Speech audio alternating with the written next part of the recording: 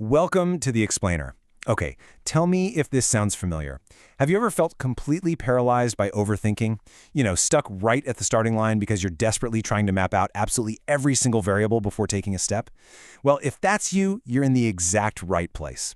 Today, we're going on a bit of a journey together. We're going to unpack exactly how to break free from being trapped in that agonizing analysis paralysis and how to actually start building real, lasting momentum as a leader. We're going to dive into some really incredible frameworks from our source material that'll show you exactly how to flip that switch. Let's kick things off with a truth that totally flips the script on what we're usually taught. Leadership doesn't start when you feel ready, but when you feel responsible. Seriously, just let that sink in for a second. It completely challenges this deeply ingrained idea we all have that we need to wait around for a flawless plan or be 100% fully qualified before we even begin. It turns out, readiness, it's kind of a myth. A myth that literally just keeps us sitting on the bench. Responsibility is the truth that actually puts us in the game. So, let me just ask you point blank. Are you stuck waiting for the perfect plan? Really be honest with yourself here. Are you currently mapping out contingency plans for your contingency plans? The source material actually calls this clarity paralysis. We completely convince ourselves that, hey, if we just research a little bit more, or map out just one more what-if scenario, then we'll finally be safe enough to start. But here's the kicker. That safety is a total illusion. Waiting for perfection, it honestly just guarantees you're going to stay exactly where you are. Okay, so if readiness isn't the trigger, what actually is? Well, it's called the responsibility spark. This defines the true catalyst for action as this, and I love this phrasing, this extraordinary ache to fix what is broken. It is not about chasing power or prestige or hunting down some fancy corner office. No way.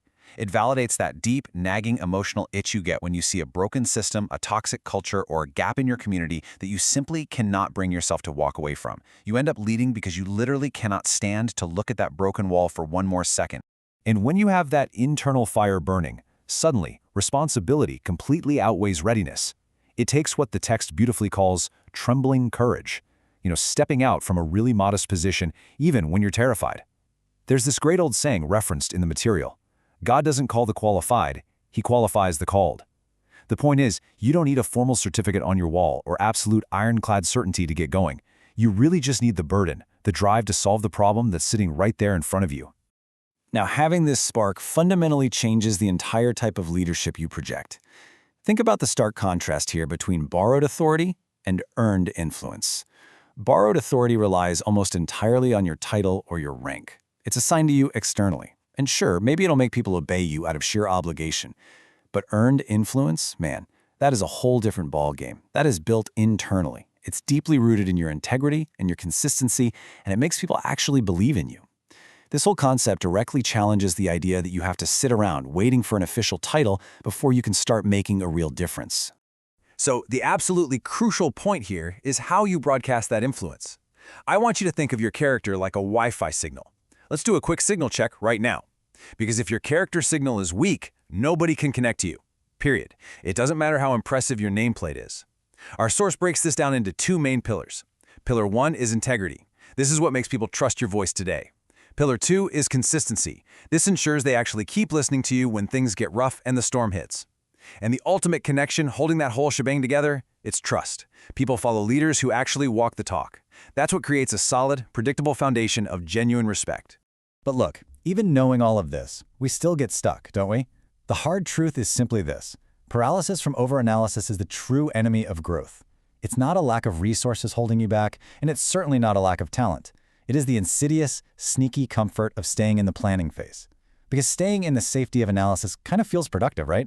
Making endless spreadsheets and having meetings feels like work, but it's actually the exact thing that kills our progress and completely stifles our true impact. To conquer that enemy, our sources give us a really practical lifeline. It's called the START Roadmap, and it's specifically designed to bridge the gap between your good intentions and actual, tangible results. Okay, first up is S. See the opportunity. You have to identify the distress or the gap that's breaking your heart. Once you see it, you hit T. Take action. And yeah, this is for sure the hardest part. You've got to move from just feeling the emotion to actually doing something, stepping into the unknown without that perfect plan. After that comes A, adapt. You want to be a total chameleon in your methods, but remain firmly grounded in your core values. Next is R, reflect. Engage in daily self-awareness to make sure your actions are still lining up with your why.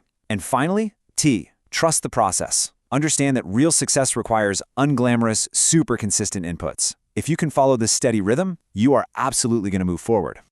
Now here is where it gets really exciting. Once you take that terrifying first step, things start to rapidly accelerate through what is called the momentum loop.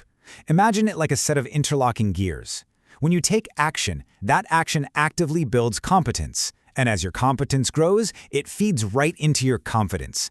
And that confidence generates the courage you need to take even bigger risks and bolder actions. It literally becomes this amazing self-sustaining engine. Action, competence, confidence, courage. You see, you don't start out with courage. Courage is actually the prize you get for taking action when you are absolutely terrified. But we do have to keep it real and set some realistic expectations for this journey. They call this the builder's progression. Phase 1 is uninformed optimism. You've got this massive initial spark and excitement, and you should use that energy. It launches you out the gate before the full heavy weight of the challenges becomes visible. But fairly soon, you are going to hit Phase 2, the learning curve. These are the dark, quiet, grueling places where success actually takes root. It's difficult, it's super frustrating, but you absolutely must survive this phase to reach Phase 3, the earning curve. That is where you're finally refined into a leader who is capable of truly sustaining long-term incredible impact. Hey, here is a vital reminder for anyone out there thinking they need a big promotion to kick off this progression. Excellence starts at your current duty post. You do not need a massive, shiny platform to execute the START framework. The grit and the humility you're going to need for those larger platforms later, they are built right now in the small, seemingly unglamorous steps, right exactly where you stand today. Please don't look past your current responsibilities just because you're busy dreaming of future ones. Sustaining all of this action over the long haul, that requires a totally different kind of engine. Consider this incredibly powerful thought from the text. True strength is tested in the silence that follows failure. Real strength isn't measured when the crowds are going wild and everything is just falling perfectly into place. Not at all. It's measured when the applause completely fades out, when your confidence dips, and when the challenges start piling up. That silence right there, that is where your true character is forged. Which brings us right to your COR inner strength. Just like a deeply rooted tree, it requires courage and optimism on one side, that boldness to face battles head on, actually believing that ruins can be restored. And then, on the exact opposite side, you need resilience and emotional stability. That's the gritty drive to persist through massive obstacles while keeping your feet firmly on the ground. This kind of strength is built through very intentional choices. It extends way, way beyond just physical toughness. It's really all about cultivating an internal foundation so deep and so solid that you can acknowledge the pain without ever losing your sense of who you are. And that leaves us with this final, really profound thought to chew on. Inner strength is about bending without snapping. Much like those deep tree roots we just talked about, inner strength allows a true leader to flex under immense, crushing pressure. It lets you navigate the violent storms of leadership without ever breaking. So my question for you as we wrap up this explainer is this. Are you focused on building stiff, rigid walls of analysis that will eventually shatter the moment the pressure is on? Or are you ready to take action today, growing deep, flexible roots that can weather absolutely any storm? The choice is entirely yours. Now go start building.